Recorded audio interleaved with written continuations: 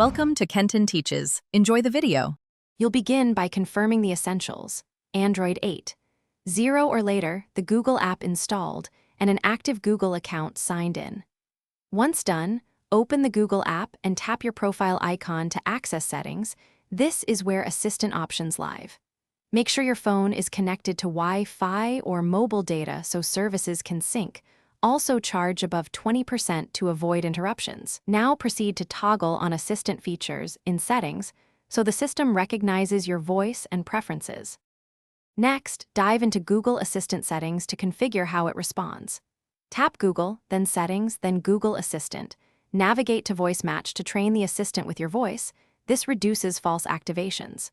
Once Voice Match is trained, enable Hey Google for hands-free use. Make sure to grant microphone and location permissions so Assistant can hear you and provide relevant answers. Allow personal results if you want calendar and contacts integrated. After configuring, test with a simple command to confirm functionality. To finish, run a sequence of tests. Ask the assistant for the weather, set an alarm, and toggle a setting to confirm responses and shortcuts work.